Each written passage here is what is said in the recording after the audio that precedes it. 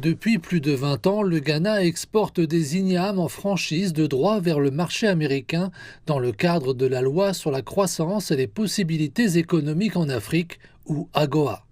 Les exportateurs craignent que le nouveau droit de douane de 15% imposé par Washington n'entraîne une augmentation du coût de chaque expédition. Les producteurs d'ignames pourraient être les plus durement touchés en cas de refus des consommateurs américains de payer plus cher pour ces produits alimentaires.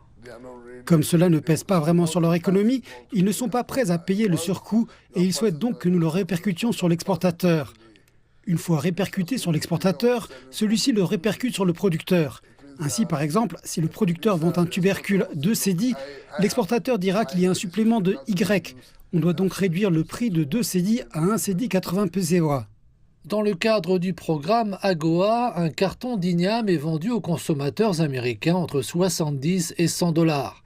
Mais avec les nouveaux droits de douane, les exportateurs affirment que les consommateurs devront probablement payer environ 120 dollars pour la même quantité d'igname. L'année dernière, le Ghana a exporté pour approximativement 1,2 milliard de dollars de marchandises vers les États-Unis. Les vêtements et les textiles, les ignames, les noix de cajou et le cacao, tous des produits liés à l'AGOA, représentent une part importante des ventes. Les analystes prévoient désormais que la valeur des exportations du Ghana vers les États-Unis pourrait diminuer avec les nouveaux droits de douane.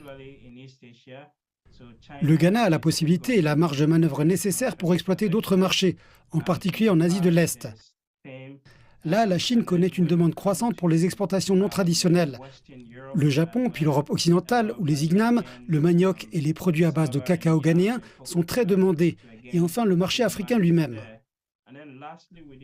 Il indique que les exportateurs doivent désormais rechercher des marchés alternatifs, notamment la zone de libre-échange continentale africaine ou ZLECA, qui ouvre le marché à 1,4 milliard de personnes sur le continent pour qu'elles puissent commercer entre elles.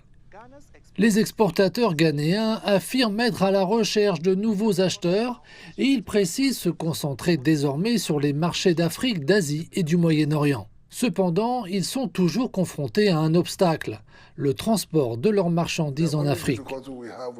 La seule difficulté que nous rencontrons avec le marché de la ZLECA est l'absence d'infrastructures dédiées. En effet, si on doit envoyer quelque chose au Kenya par voie maritime, cela prendra 64 jours.